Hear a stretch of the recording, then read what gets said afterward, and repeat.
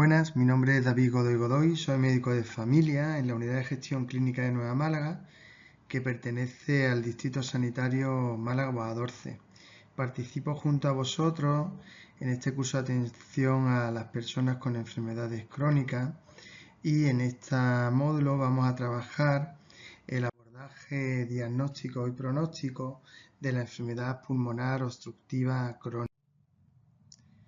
La guía GOL, que es la guía global de manejo de la enfermedad pulmonar obstructiva crónica revisada en 2021, establece la EPOC como una enfermedad común, prevenible y tratable que se caracteriza por síntomas respiratorios persistentes y una limitación del flujo aéreo debido a anomalías de las vías respiratorias y alveolares, generalmente causadas por una exposición significativa a partículas o gases nocivos. Los síntomas respiratorios más comúnmente establecidos en esta enfermedad incluyen la disnea, la tos y la producción o no de esputo. Sabemos que hay una infranotificación de estos síntomas por parte de los pacientes. El principal factor de riesgo para la EPOP es el tabaquismo, pero también hay otras exposiciones ambientales como la exposición a combustibles biomasa, la contaminación atmosférica, que pueden contribuir al desarrollo de la misma. Además de estas exposiciones, hay factores del huésped que predisponen a los individuos a desarrollar una EPOP. Entre estos factores del huésped nos podemos encontrar la anomalía genética, el desarrollo pulmonar anormal y el envejecimiento acelerado. La EPOP puede cursar con periodos puntuales de empeoramiento agudos de los síntomas, que es lo que denominamos exacerbaciones. Y en la mayoría de los pacientes, la EPOP se asocia a enfermedades crónicas concomitantes importantes que aumentan su morbilidad y mortalidad. Se debe de considerar la EPOP en cualquier paciente que tenga disnea, tos crónica o producción de esputo, antecedentes de infecciones recurrentes del tracto respiratorio inferior y o antecedentes de exposición a factores de riesgo de la enfermedad. Es necesaria una espirometría para establecer el diagnóstico. La presencia en la espirometría de un valor del cociente FEV1 partido la capacidad vital forzada postbroncodilatador menor de 0,7, es decir, el 70%, confirma la presencia de una limitación del flujo aéreo. Por tanto, para establecer un diagnóstico de EPOP es necesario cumplir tres criterios: exposición previa a factores de riesgo, síntomas respiratorios y obstrucción de la espirometría post-broncodilatación. Los objetivos de la evaluación que establece la Guía GOL 2021 son determinar el nivel de limitación del flujo aéreo, el impacto de la enfermedad en el estado de salud del paciente y el riesgo de eventos futuros, como son las exacerbaciones, los ingresos hospitalarios o muerte, que nos van a servir como guía para la terapia. Las enfermedades crónicas concomitantes ocurren con mucha frecuencia, como hemos comentado anteriormente, en los pacientes con EPOP. Estas pueden ser desde enfermedades cardiovasculares, disfunciones de músculo esquelético, el síndrome metabólico, cáncer de pulmón, y todas estas comorbilidades deben buscarse activamente y tratarse de manera apropiada cuando estén presentes, ya que pueden influir en la mortalidad y en las hospitalizaciones de estos pacientes de forma totalmente independiente. Por tanto, hay indicadores claves para considerar un diagnóstico de EPOP, como hemos venido refiriendo en las anteriores diapositivas. Todo paciente mayor de 40 años con exposiciones previas a factores de riesgo y con espirometrías con rango patológico, se debe de establecer el diagnóstico EPOP. Esa dificultad respiratoria que puede presentar el paciente puede ser progresiva, es característica que empeore con el ejercicio, tiene una tos que suele ser crónica, persistente, intermitente, aunque no productiva y con sibilancias recurrentes, y una producción crónica de esputo. Hay antecedentes de factores de riesgo, como hemos comentado con anterioridad, y se pueden asociar los factores familiares. Esos son los indicadores claves para considerar el diagnóstico de la EPOP. Tenemos que establecer unos objetivos de evaluación de la EPOP. Estos objetivos vienen dados por la determinación de la gravedad de la limitación del flujo aéreo, las repercusiones en el estado de salud del paciente y los riesgos en los episodios futuros de aparición de exacerbaciones, ingresos hospitalarios o incluso la muerte. ¿Qué debemos de tener, por tanto, en cuenta? Para alcanzar estos objetivos tenemos que tener en cuenta la presencia e intensidad de la anomalía espirométrica, la naturaleza y la magnitud de los síntomas actuales del paciente, los antecedentes de exacerbaciones moderadas y graves y la presencia de comorbilidad. La evaluación y estratificación del riesgo según la guía GOLD 2021 se deben de considerar 4 factores. En un primer lugar, la clasificación de la gravedad de la limitación del flujo aéreo de la EPOC, que utiliza los puntos de corte espirométrico específicos que establece la espirometría, que hay que hacerla después de una dosis adecuada de al menos un broncodilatador inhalado de acción corta para minimizar con ello la variabilidad. Y cabe destacar que solo existe una correlación débil entre el FEP1 y los síntomas y el deterioro del estado de salud del paciente.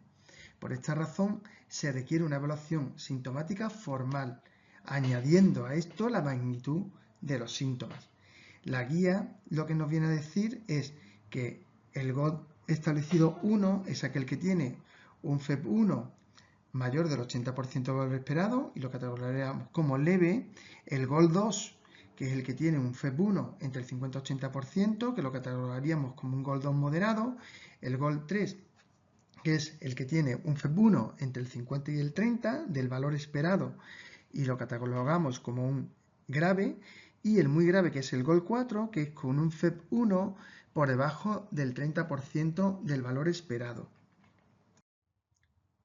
Además de los valores espirométricos, para establecer la estratificación del riesgo de la EPOC, la magnitud de los síntomas del paciente son muy importantes.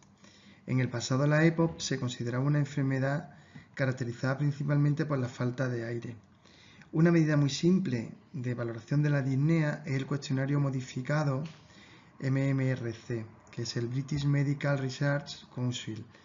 Se consideró muy adecuado para la evaluación de los síntomas, ya que este cuestionario se relaciona bien con otras medidas del estado de salud y predice el riesgo de mortalidad futura. Sin embargo, se reconoce actualmente que la EPOC afecta a los pacientes más allá de la disnea. Es decir, esta escala MMRC tiene que ir asociada a una evaluación integral de los síntomas que se hace a través de la prueba de evaluación de la EPOC, que es el CAT. La MMRC establece que por encima de 2 está catalogado ya como una disnea significativa, y la escala de calidad de vida establece que por debajo de 10 puntos hay un impacto bajo de la EPOC en la repercusión de la calidad de vida, y por encima de 10 hay un impacto medio o alto de la EPOC. Otro de los puntos que tenemos que tener muy en cuenta a la hora de la estratificación del riesgo de la EPOC es la evaluación del riesgo de exacerbaciones, que la dividiremos entre leves, moderadas o graves. Y en cuarto lugar, la evaluación de comorbilidades, que son las enfermedades crónicas concomitantes que tenga el paciente, como hemos comentado anteriormente, enfermedades cardiovasculares, síndromes metabólicos, osteoporosis, cáncer de pulmón. Lo que sí que tenemos que tener muy claro es que la comprensión del impacto de la EPOC en un paciente individual combina la evaluación sintomática con la clasificación espirométrica del paciente y el riesgo de la aparición de exacerbaciones. Por tanto, atendiendo a los criterios desarrollados anteriormente, hacemos una evaluación combinada de la EPOC. La espirometría junto con los síntomas del paciente y el historial de exacerbaciones moderadas y graves sigue siendo vital para el diagnóstico, el pronóstico y la consideración de otras estrategias terapéuticas importantes. En la evaluación combinada tenemos, por un lado, el número, que proporciona información sobre la gravedad de la limitación del flujo, que es el grado espirométrico que va desde 1 a 4, y las letras, que son los grupos A a D, que proporciona información sobre la carga de síntomas y el riesgo de exacerbaciones que se puede utilizar para guiarnos en el tratamiento. Por otro lado, también tenemos los síntomas que tiene nuestro paciente, estableciendo las dos escalas presentadas con anterioridad, tanto la MMRC como el CAP. Hay que tener muy en cuenta que el FEV1 es un parámetro muy importante a nivel de población en la predicción de resultados clínicos, como la mortalidad y las hospitalizaciones, y sirve también para impulsar y considerar terapias no farmacológicas, como la reducción de los volúmenes pulmonares o el trasplante de pulmón. Sin embargo, es importante que a nivel de paciente individual el FEV1 pierde mucha precisión y, por tanto, no se puede utilizar solo para determinar todas las opciones terapéuticas. Además de en algunas circunstancias, como en las hospitalizaciones o en la visita a urgencias, la capacidad de evaluar a los pacientes según los síntomas y el historial de exacerbaciones, independientemente del valor espirométrico, permite a los médicos iniciar un plan de tratamiento basado únicamente en este esquema ABCD revisado. Y esta estrategia de evaluación reconoce las limitaciones de la FEV1 en la toma de decisiones de tratamiento para la atención individualizada y destaca la importancia de los síntomas del paciente y de los riesgos de exacerbación al guiar las terapias en la EPOC.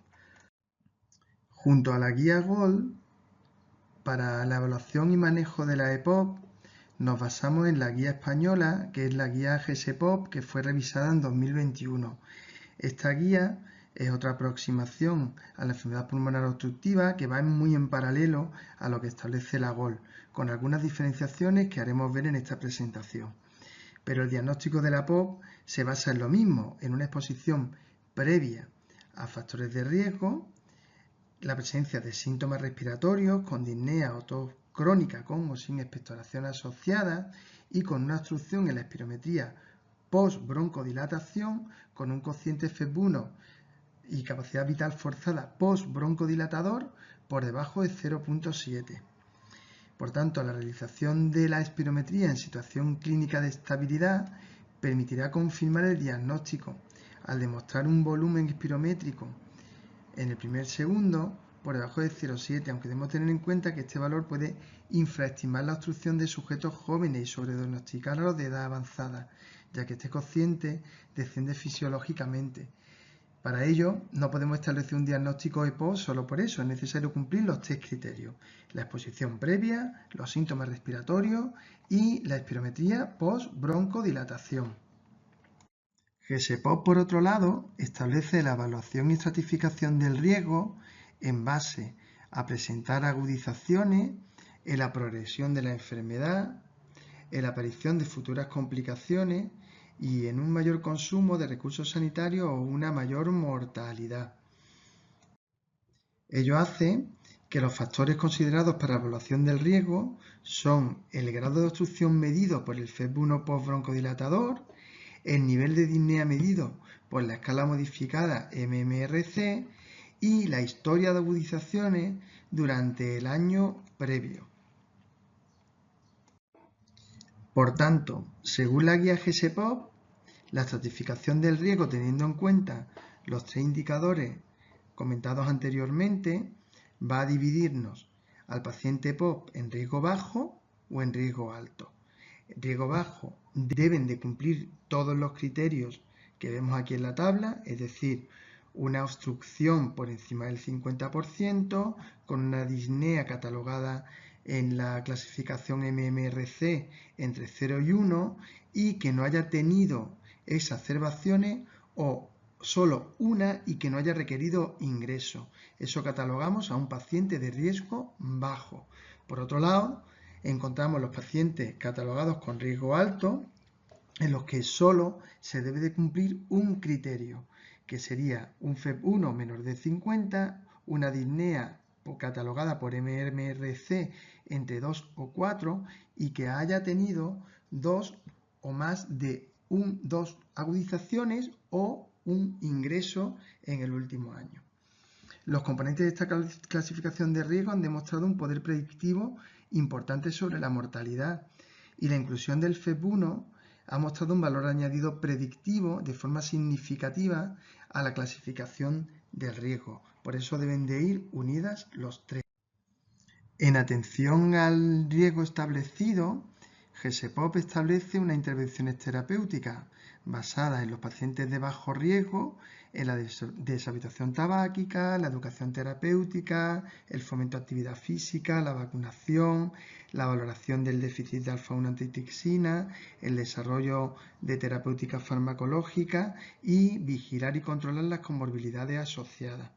En los de alto riesgo, a todo lo anterior se le añade un tratamiento farmacológico que va a estar guiado por un fenotipo clínico, identificar los rasgos tratables, y un tratamiento no farmacológico que va en relación a la rehabilitación pulmonar, valoración de la necesidad de oxígeno domiciliario, la ventilación no invasiva e incluso la valoración en casos graves del trasplante pulmonar. Pero lo importante aquí es que en los de alto riesgo vamos a tratar guiados por un fenotipo clínico. Hay estudios recientes que han evidenciado que la educación de la clasificación de riesgo a la realidad asistencial y su aportación en la selección del tratamiento farmacológico es muy importante. Y a mayor nivel de riesgo está claro que hay una mayor necesidad de intervenciones terapéuticas. GESEPOP divide los fenotipos de alto riesgo en un fenotipo no agudizador, que es aquel paciente que presenta como máximo una agudización el año previo sin requerir atención hospitalaria, en los que se establece en ello un tratamiento inicial al ser de alto riesgo no agudizador con la doble broncodilatación. Esta recomendación se basa en la demostración de una mayor eficacia broncodilatadora frente a la monoterapia, que se acompaña de una mejoría de la disnea, de la calidad de vida y de una reducción importante en la utilización de medicación de rescate. Por otro lado, tenemos el fenotipo agudizador, que se define como aquel paciente con EPOC que presenta en el año previo 2 o más agudizaciones ambulatorias o una o más agudizaciones graves que han precisado atención hospitalaria. Estas exacerbaciones deben estar separadas al menos 4 semanas desde la resolución de la exacerbación previa o 6 semanas desde el inicio de los síntomas para diferenciar el nuevo evento de una recaída o de un fracaso terapéutico. Debido a las diferentes respuestas a los tratamientos farmacológicos, es importante diferenciar los que tienen dentro de este fenotipo agudizador un fenotipo eosinofílico o un no eosinofílico. Aquellos pacientes con más de 300 eosinófilos por milímetro cúbico en fase estable los clasificaremos como agudizadores eosinofílicos.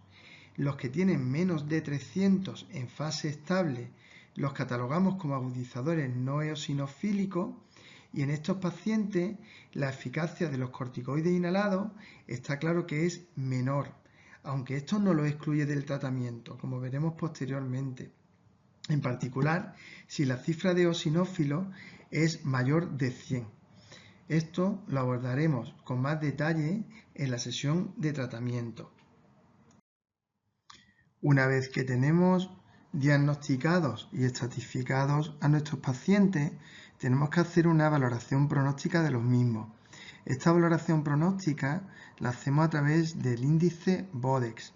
El índice Bodex utiliza 4 marcadores, que es el índice de masa corporal, la FEP1 que presenta el paciente, la escala MMRC y las exacerbaciones graves. Establece puntuaciones desde los 0 a los 9 puntos, siendo entre 0 y 2 puntos leve, 3-4 puntos moderada, 5-6 puntos grave y 7-9 puntos muy grave. Únicamente es muy útil en los niveles 1 y 2, es decir, los EPOC leves y moderados. Todos los pacientes que tengan un Bodex por encima de 5 deberán realizar la prueba de ejercicio para precisar bien su nivel de gravedad. Por tanto, todo paciente en los que hemos hecho una valoración pronóstica con el índice Bodex y sale una puntuación final de 5 o mayor de 5, tenemos que aplicar para hacer la valoración pronóstica final el índice Bodex, que lo que utiliza es el índice de masa corporal, el FEP1, la escala MMRC y sustituye las exacerbaciones por la prueba de marcha o de la distancia caminada en 6 minutos, dando una puntuación de 0 puntos si es capaz de caminar más de 350 metros y dando 3 puntos si camina menos de 149. Esto hace que tenga una puntuación final o bien de 0 a 2 puntos en los casos leves o de 7 a 10 puntos en los casos graves. En esta última diapositiva establecemos la clasificación de la gravedad pronóstica de la EPOC atendiendo a los resultados de tanto el test BODEX en un primer nivel y el test BODE. En primer lugar, como hemos comentado, aplicaríamos el test BODEX. Todos aquellos pacientes que presenten un valor final por encima de 5 igual o mayor a 5, se le aplicará el del test de la marcha durante 6 minutos y la puntuación final establecerá esa gravedad pronóstica desde los estadios leves hasta el final de la vida. Sabemos que un BODEX por encima de 7 se cataloga con un estadio muy grave y si a ese paciente se le asocia el haber tenido 3 o más ingresos en el último año, una disnea en MMRC entre 3,4/4, una disminución de la actividad física, una valoración de dependencia mayor o una insuficiencia respiratoria, estaríamos hablando de un estado en una situación al final de la vida. La interpretación final de la supervivencia aproximada a los 4 años sería que puntuación entre 0 a 2 sería una supervivencia del 80% y una puntuación entre 7 y 10, una supervivencia del 18%. Con esta última diapositiva finalizamos la exposición dando las gracias por la atención mostrada. Muchas gracias a todos.